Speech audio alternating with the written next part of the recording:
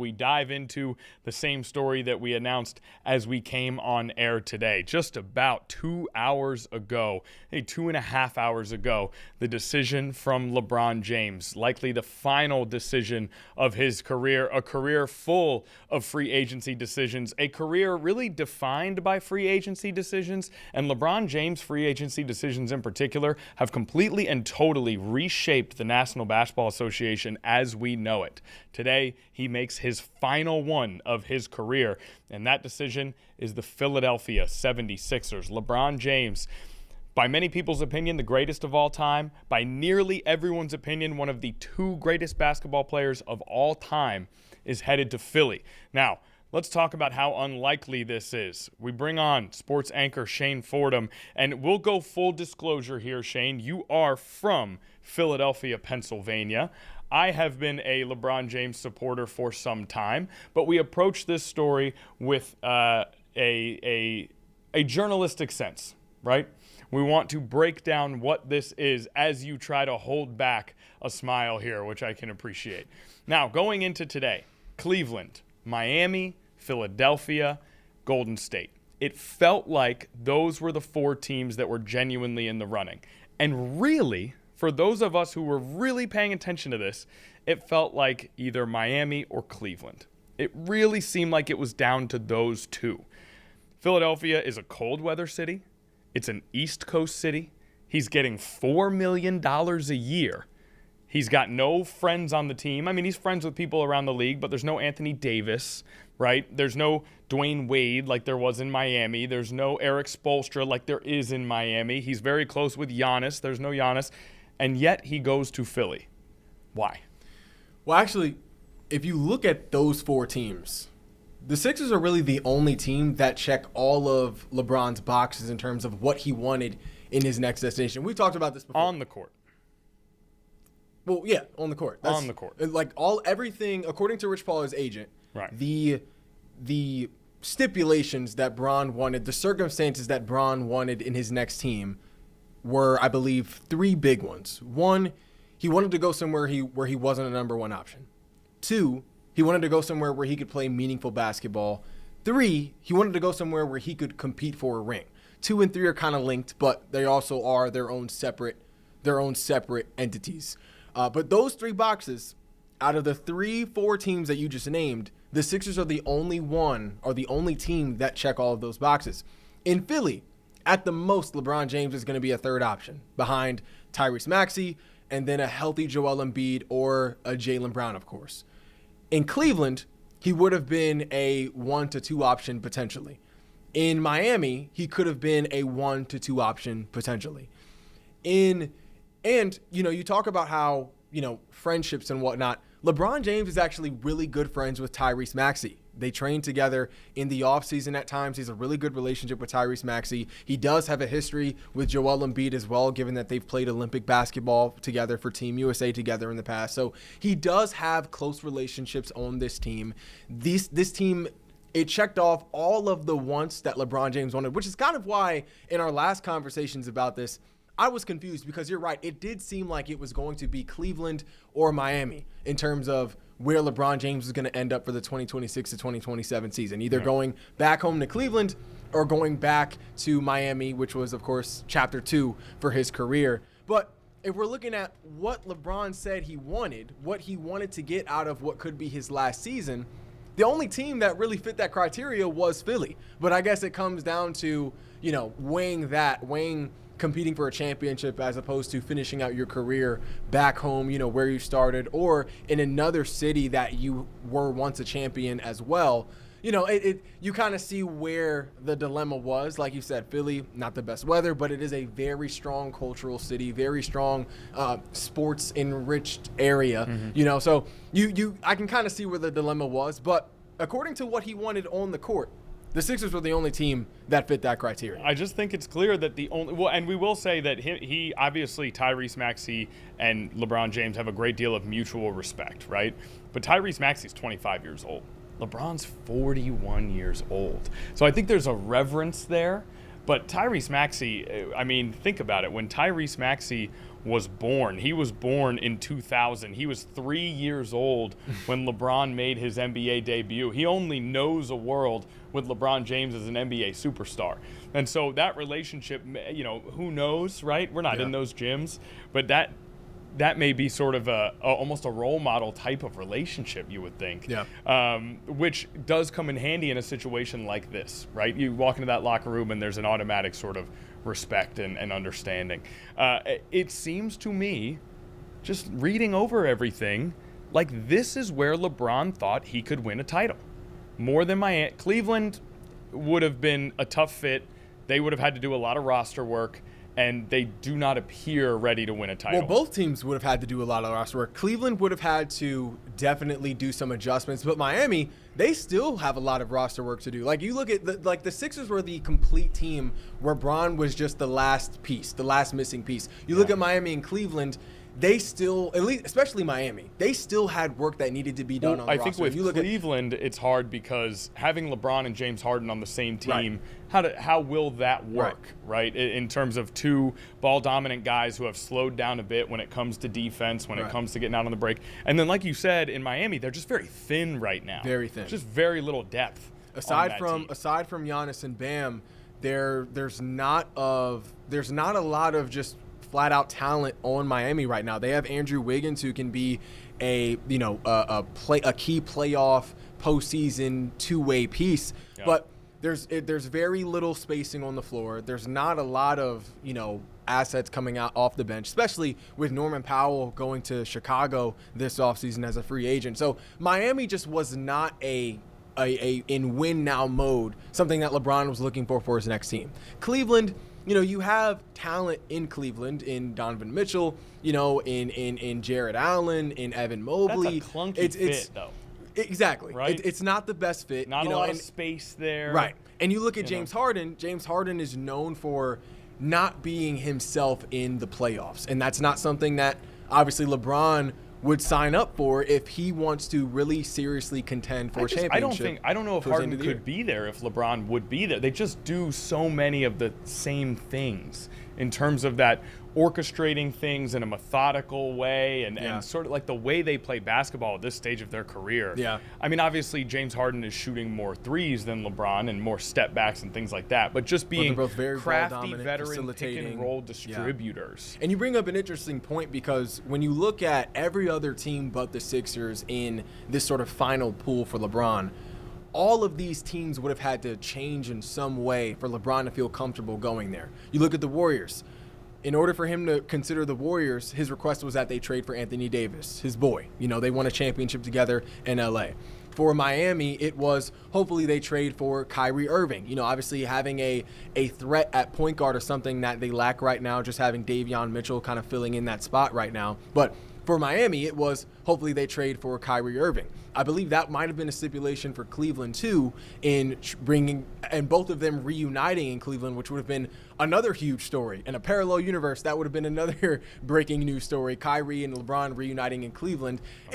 But if not for Kyrie, it would have been, like you said, possibly moving James Harden to make LeBron more comfortable on the offensive end, I just think for the Cavs. Cleveland is for that legacy story, back home, finish the career at home. Yeah.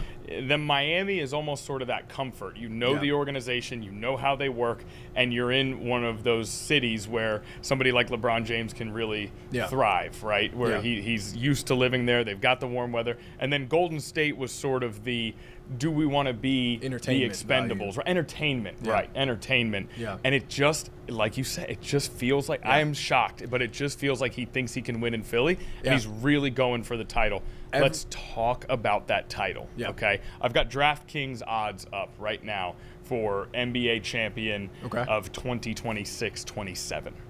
San Antonio Spurs plus 270. Okay. Oklahoma City Thunder plus 270. New York Knicks plus 900. Philadelphia 76ers plus 900. So they are tied with the Knicks for the second best odds to now win the title. I think it's telling that they're tied with the Knicks. Yeah. I think that's the matchup that jumps out to everybody as Eastern Conference Finals, Knicks-Sixers. That would be a titanic matchup, laden with star power. Yeah. And then, of course, the Spurs and the Thunder are just the most dominant teams in the league right now, sort of in the expectant future, right? Where do you see their actual title chances standing right now? I think realistically, if we're talking odds, it does make sense that they would be tied with New York, which I think does say a lot because defending even champs, though defending give champs, New York that respect, right? Even though the Sixers, I believe, are more talented on paper, the Knicks, they have the chemistry, they have the championship DNA together, they have the coaching under Mike Brown. Even though they lost a key piece for them in Mitchell Robinson, which was their main size and sort of competition and or answer for Wemby, right? When getting to that final stage. Big loss. It's a big loss. Yeah, they've been there and won that though. Right. They still have every other key piece. They still have a strong starting five. They still have a strong bench, strong coaching. So they check all the boxes for what you would want in a championship team as well. And in terms of a matchup, right? Yeah. Cat can match up with Embiid. They've got those big wing, OG Anunoby. They've got Mikal Bridges, who can maybe match up with Brown and LeBron. Yeah. OG is probably one of the tougher matchups for LeBron in the would probably league be on at Bron, this point. Mikal would be on JB. In terms of the guard defense, that's where maybe Maxey and Edgecombe can actually have a little bit of an advantage against the Knicks. Brunson is an incredible offensive player. He's not a great defender, so it's an interesting matchup, just those two teams alone. Yeah, it really is. And I think, even though Brunson is a liability defensively, he's proven this year that offensively he more than makes up for that. He's in the Luka. I think he's in that Luka category now. He's in that Steph category now, where even though they're not the strongest defenders, their offensive ability, their ability to score at all three levels, sort of polarize their other deficiencies in their game. But you look at the Sixers. It's really interesting when you look at the fact that it really depends. It really just depends on how well this team, the Sixers, can gel together offensively. Like what that chemistry will look like, what those relationships will look like. That is going to be tough. Because talent-wise, they're good. Like having LeBron now at your 4, it also gives the Sixers arguably the best bench squad in the league now that you move Dean Wade to coming off the bench with an Anthony Simons, with a LeBaron Philon who has been dominating in the summer, who was dominating in the summer league. You still have Justin Edwards coming off the bench as well, who, once he has minutes above 15, 20 minutes, he can be a guy that can be a 15 to 20 point scorer. But, obviously with Bron on the squad now, we'll see his minutes decline. But that's the type of talent they're working with in that room. Chemistry, fit, and health. Yeah, right? They can just tie health it together. For Joel Embiid. Yeah. And then, let's lay this out. That's a big thing, too. There's another big move that the Philadelphia 76ers pulled this year. They traded for Jaylen Brown from the Boston Celtics. Right. A lot of talk around why Jaylen Brown may have been available is because it seemed like perhaps Jaylen Brown wanted a more expanded role. He got to be the guy with Jason Tatum out last year. It seemed like maybe he wanted that same opportunity again the next year. We don't know for sure, but it seemed like that could have been part of the calculus. So now you've got Maxey, who is a burgeoning superstar and needs the ball in his hands. You've got Jaylen Brown, who just had a ball-dominant season and seemed like he really enjoyed it. You've got Joel Embiid, who's been an MVP, and you've got LeBron James, who it seems like is willing to maybe be a role player. Not a role player, a super role player, but is not what he's used to. Right. And is not what he spent the last 23 years doing. Right. And then you have VJ Edgecombe, who's, in his mind, I'm sure he thinks he's going to be an all-star this year after he had a stellar rookie season. Can these guys all coexist with sort of that chemistry that we're talking about, that calculus that I just laid out? Well, Connor, here's what we know. We know Jaylen Brown is interested in being a number one option. We know he is also capable of performing at a number one option level based on what we saw this past season, MVP caliber level, really dragging or leading the Celtics to a playoff year in a year where they looked like they were in rebuild mode. We also know that Tyrese Maxey is used to playing off of other guys. He is not. He is an unselfish player, He didn't come into the league as a ball dominant guy. He came into the league playing off of Joel Embiid, playing backseat to James Harden.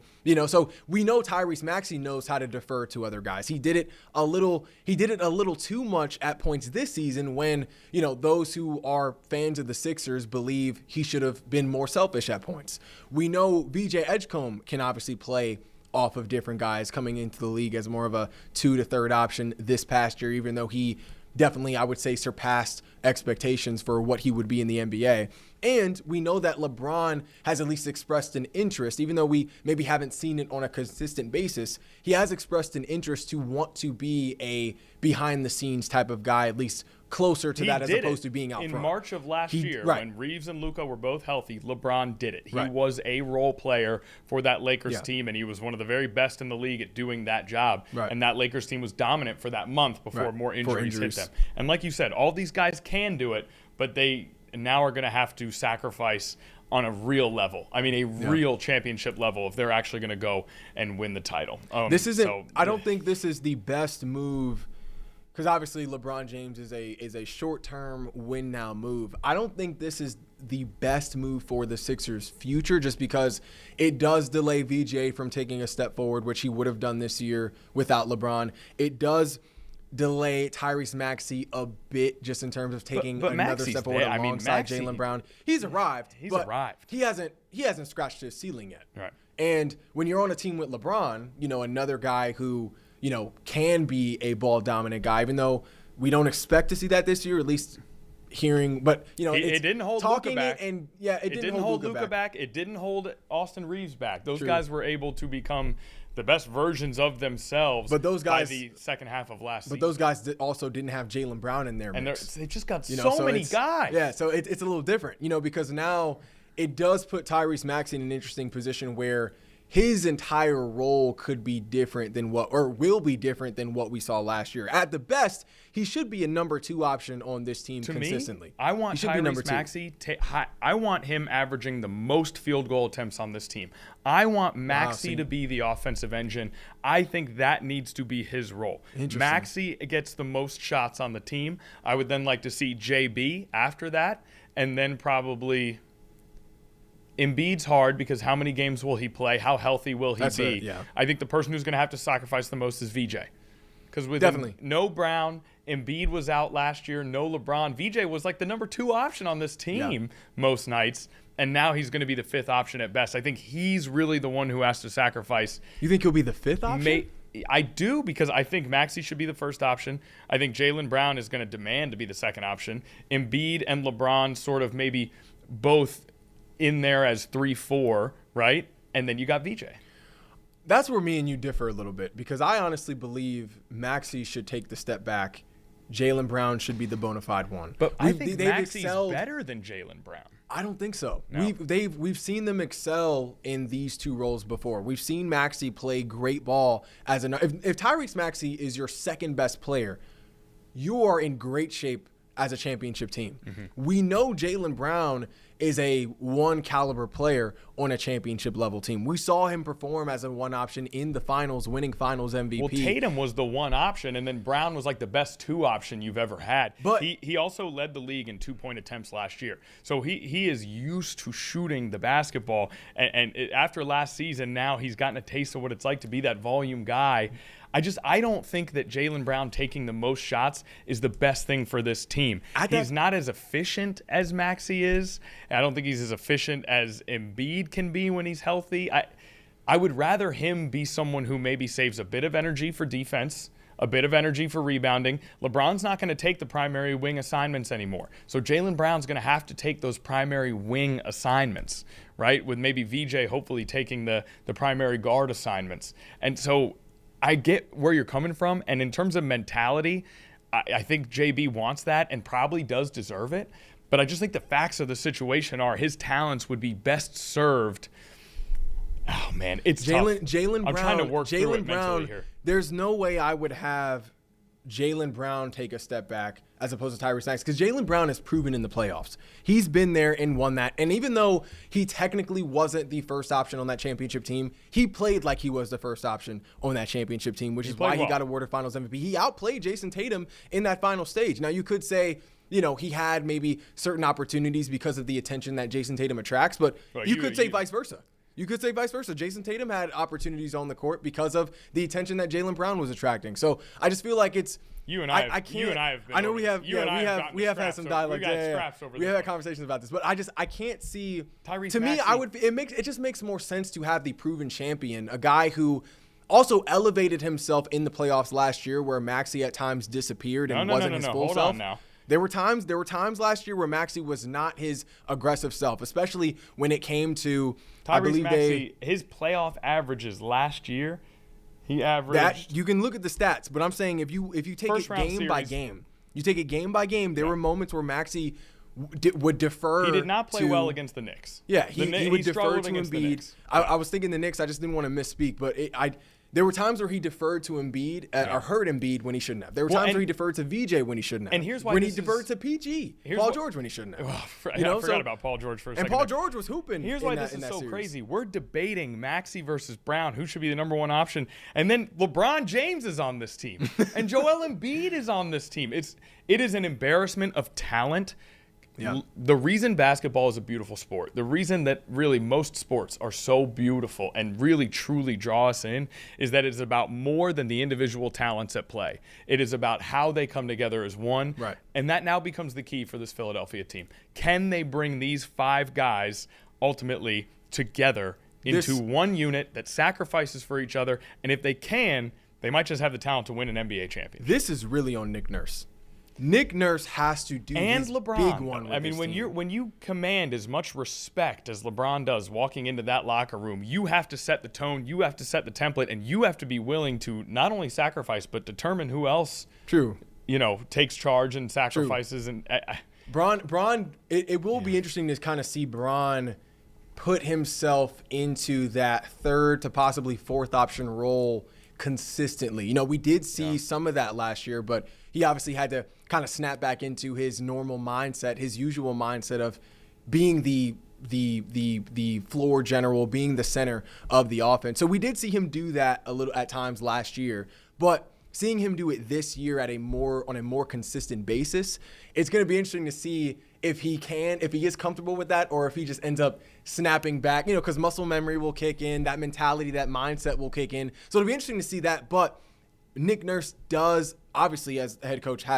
plays a very important role in the success of this team in terms of how, because as coach, it's really on you, or it's not completely on you, but a big part of it is on you in terms of how you can sort of orchestrate this offense in a fashion where it can gel together on the court. And you have 5 guys who can shoot, handle, pass, make plays. I mean, that is going to be a dynamic offense if the spacing is there. Hopefully, especially LeBron and JB are shooting the ball well. Okay, can we do this real quick? Yeah. Can we do this?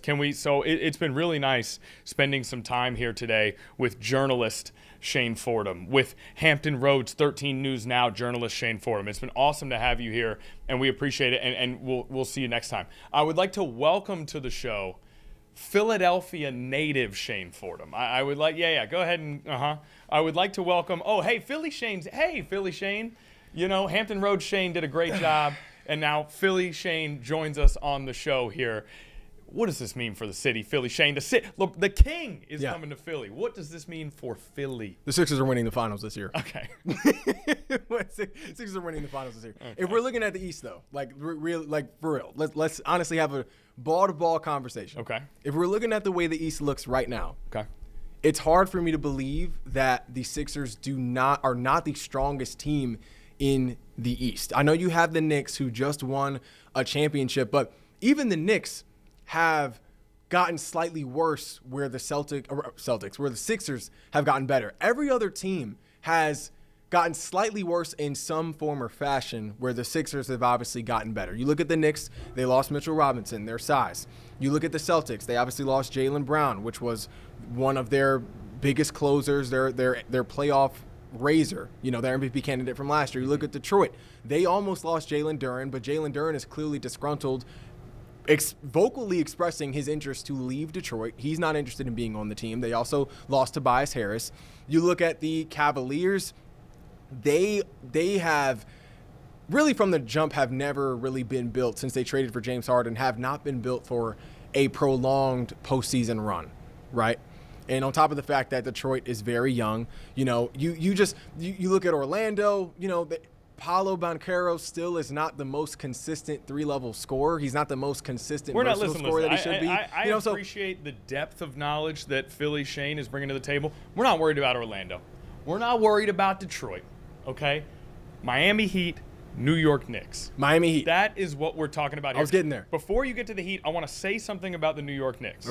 Okay. The New York Knicks on Thursday, April 23rd, in Game 3 of their first-round playoff series against the Atlanta Hawks, lost by the score of 109 to 108. From that point on, they won 4, 8, 12.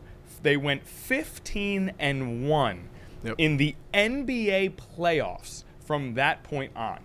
15-1. In the NBA postseason, they were completely and totally dominant, including the biggest comeback in NBA Finals history and taking down a San Antonio Spurs team that was favored to beat them going into the finals. 15-1. So, they lost Mitchell Robinson, but they returned their 5 best players. True. And they are just not a team to sleep on. True. And I think they deserve to be the favorite in the East right now. And I think that's fair. I think that's fair. I am not saying that anyone else should believe, or I'm not saying that anyone else should sleep on the Knicks. I'm not sleeping on the Knicks. I think I've told you this, but I truly believe the Knicks are the best team to win a championship in the past 5 years. I truly believe that. With everything they were able to accomplish this season, with how lethal Jalen Brunson was on the offensive end, how well coached that team is, just how talented they are both offensively and defensively. Truly believe the Knicks are an all-time NBA Finals team 1,000%. Right now, though, if we are looking at these two teams on paper, I'm just acknowledging the facts. The Knicks are, at least on paper, are slightly worse than they were last year going into this season, where the Sixers, you could say, have gotten twice as better, getting another 30-point scorer, getting a guy who is a fourth option who could be a 25 to 30-point scorer, but also does multiple other things well, like rebound, play defense, facilitate. He's also a leader. He brings that veteran presence to the locker room, obviously, in LeBron the King James. So I'm just acknowledging the facts. I'm not saying the Knicks won't be able to beat the Sixers in the playoffs this year. I'm not saying they are below the Sixers. On paper, I think the Sixers are more talented, but I'm just acknowledging the fact that the Knicks did get worse slightly than what they were last year, where the Sixers got better than what they were I think they did. I also think, again, the Knicks have now, that core has been playing together for years. That core has been through the wars. They've had their backs up against the wall and responded. True. All things those are all hurdles the Sixers need to clear to get to that level. And then you just don't think Miami has the depth. They've got Giannis, they've got Bam, they've got Eric Spoelstra, they've got Andrew Wiggins, and they've got Mitchell. For my money, one of the greatest basketball executives to ever do it in Pat Riley, for sure. Right? You don't think the Heat are in this conversation? I truthfully don't. You look at, Giannis and People Bam. forgot, Naya, they forgot what Giannis Antetokounmpo does. No. I know who Giannis is. I know who Giannis is. But if we are looking at the Bucks team he took to the championship, to the NBA Finals in 2019, I would take that Bucks team over this year's Heat team, even with Bam. And we're talking about a Giannis now, a 30-year-old Giannis who is dealing with a calf issue. So it's not like he's going to be We're expecting that he'll be healthy. He'll be healthy, but a calf issue is not something that just goes away. If we're talking health issues, then Philly's got some things they got to work out as well. Joel Embiid, can he play more than 35, 40 games? Can he play more than 2 games in a row? And LeBron did miss a very rare in his career, a significant portion of time to start last season with a sciatica issue. He is 41. Now, he is maybe taking care of his body better than any athlete who's ever lived, so you would expect that can continue. But we can't bring health into that's the difference, if we're talking about the Sixers. Even if you look at health, you take Joel Embiid out of the picture for the Sixers, the Sixers are still a top 3 team in the East. But you take Giannis away from the Heat. Yeah. What are the Heat without Giannis right now? Sure, it's Bam and a collection of role players. Joel Embiid's health honestly matters less this year than really it ever has because of the talent. Obviously, having a healthy Joel Embiid, but the difference is it means the world for this year's Sixers team, but it means less than it has in the past because the Sixers' future is not solely reliant and dependent on Joel Embiid's health. It's not this year. Honestly, the first time in really almost a decade. So it's just kind of different. So we can bring up health when talking about Miami Heat because if Giannis goes down, God forbid, if something happens to Giannis this season and the Heat are now playing around Bam, Andrew Wiggins, and Davion Mitchell, they're in much worse shape than the Sixers with Jaylen Brown, Definitely. Tyrese Maxey, VJ. If the Heat lose Giannis, without it's a wrap. Joel. But in Philly, I do believe that they lack a lot of talented size. And you've got a huge team there in New York and a huge team there in Miami. And so I do think that Joel Embiid, while he's not as significant in terms of being the franchise player, becomes more significant in terms of filling a gap in your roster. Now, LeBron and JB, they can do work on the boards and they could even guard power forwards. Yeah. But Joel Embiid is really your size in terms of that roster. Now, they could maybe go, there's always guys come available as we hit the trade deadline, as we hit the waiver wires. They could maybe go fill in size. There's more serviceable big men than ever before in the NBA, right? But that's what I worry about with Joel Embiid. But, hey, listen, it's LeBron James to Philly Day. We don't need to worry about health just yet.